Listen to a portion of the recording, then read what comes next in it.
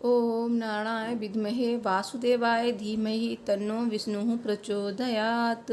जय श्री हरि विष्णु जी। नमस्कार दोस्तों, आप सभी का मेरे चैनल में हार्दिक स्वागत है। दोस्तों, अश्विन मास की कृष्ण पक्ष की एकादशी को इंदिरा एकादशी कहते हैं और इसे पितृ एकादशी भी कहते हैं।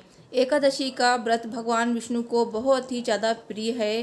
तो 2022 में इंदिरा एकादशी का व्रत 21 सितंबर को रखा जाएगा। दोस्तों, इस दिन पितृपक्ष की एकादशी श्राद्ध भी है। ऐसे में इस एकादशी का महत्व और भी ज़्यादा बढ़ गया है। धार्मिक मान्यताओं के अनुसार इस दिन भगवान विष्णु की पूजा और व्रत कथा का पाठ करना शुभ माना जाता है। और इसके अलावा इस दिन आप गीता के 7वें अध्याय का भी पाठ कर सकते हैं, जो बहुत ही ज़्यादा शुभ होता है। दोस्तों, इस दिन या फिर पितृपक्ष में किसी भी दिन गीता के 7वें अध्याय का पाठ कर सकते हैं।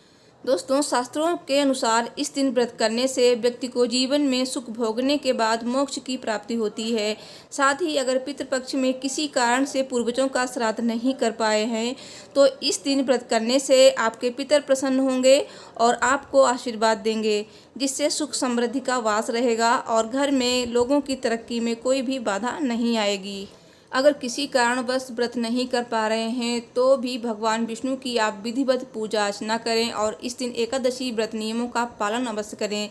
व्रत के बिना भी आप पूर्ण फल प्राप्त कर सकते हैं और इस दिन इंदिरा एकादशी की व्रत कथा अवश्य सुनें। साथ ही भगवान विष्णु को पीले फल फूल अर्पित करें, तुलसी दल जरूर अर्पित करें। साथ ही इस दिन तुलसी माता की पूजा करना बिल्कुल ना भूलें। और पूर्वजों को मोक्ष प्रदान करने के लिए इस दिन आप एक काम जरूर करें, जो मैंने अपनी पिछली वीडियो में बताया है। तो वो वीडियो आप ज़रूर देख लेना, जिसमें मैंने इंदिरा एकादशी की पूजा विधि, शुभ मुहूर्त, एकादशी तिथि कब से कब तक रहेगी, साथ ही महा उपाय भी बताए हैं। तो उसका लिंक मैं दे दूंगी, आप देख लेना, बहुत सी जानकारी आपको मिलेगी। दोस्तों, एकादशी के दिन आप पीपल वृक्ष की पूजा जरूर करें। सुबह में आप जल अर्पित करें, शाम को एक सरसों के तेल का दिया अवश्य जलाएं पीपल के वृक्ष के नीचे। तो इससे आपको कर्ज से मुक्ति मिलेगी। साथ ही पितरों की असीम कृपा पर बनी रहेगी, पितरों को मोक्ष मिलेगा और पितरों का आशीर्वाद भी आपको मिलता रहेगा।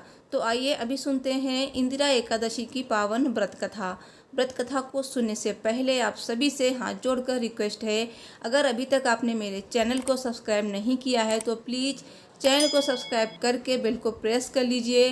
साथ ही कमेंट बॉक्स में जय श्री हरि विष्णु जी अवश्य लिखिए और वीडियो को लाइक ज़रूर करिए। तो चलिए सुनते हैं इंदिरा एकादशी की व्रत कथा। सब बोलिए भगवान विष्णु जी की जय, माता लक्ष्मी की जय, माता एकादशी की जय।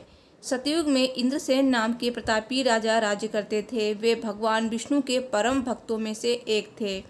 महिष्मती राज्य का राजा होने के कारण उनके पास किसी भी चीज़ की कमी नहीं थी। कहते हैं कि एक दिन उनके राज्य में नारद मुनि का आगमन हुआ। राजा ने उनका अतिथि सत्कार किया और उनसे वहां आने का प्रयोजन जानना चाहा। तब उन्होंने राजा से उनके वहां आने का प्रयोजन बताते हुए कहा कि वे एक दिन यमलोक गए, जहां उन्होंने राजा के पिता को देखा। जिसके बाद राजा के पिता ने नारद जी को कुछ संदेश दिया। राजा के पिता ने बताया कि किसी कारणवश एकादशी के व्रत में उनसे कोई बाधा उत्पन्न हो गई थी, जिसकी वजह से उन्हें यमलोक में यमराज के पास ही समय व्यतीत करना पड़ रहा है। तो नारद जी ने राजा से उनके पिता का संदेश बताते हुए कहा कि अगर आपसे संभव हो सके तो वे अपने पिता के लिए इंदिरा एकादशी का व्रत करें, जिसके परिणाम स्वरूप उनके पिता यमलोक से मुक्ति पाकर स्वर्गलोक में स्थान पा सकेंगे। राजा इंद्रसेन ने अपने पिता का संदेश सुनकर विधि विधान से इंदिरा एकादशी का व्रत और पूजन किया। साथ ही अंत में इंदिरा एकादशी व्रत कथा का पाठ भी किया। नारद जी के बताई हुई विधि के अनुसार उन्होंने इंदिरा एकादशी व्रत के दिन स्नान इत्यादि निवृत्त होकर शालिग्राम भगवान जी के समक्ष अपने पितरों का श्राद्ध किया और उसके बाद ब्राह्मणों को आदर पूर्वक भोजन करवाया।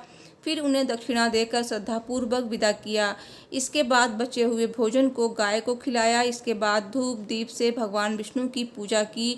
इसके बाद रात्रि में जागरण करके अगले दिन सुबह दान करके व्रत का पारण किया, जिसके पुण्य प्रताप से राजा के पिता को स्वर्गलोक में स्थान मिला और अंत में राजा को भी वैकुंठ धाम की प्राप्ति हुई। सब बोलिए भगवान विष्णु जी की जय। इंदिरा एकादशी व्रत का पारण कब और कैसे करना है तो ये आप मेरी नेक्स्ट वीडियो में जानेंगे। इसके लिए चैनल को जरूर सब्सक्राइब कीजिए। Thanks for watching. हर हर महादेव। जय माता दी।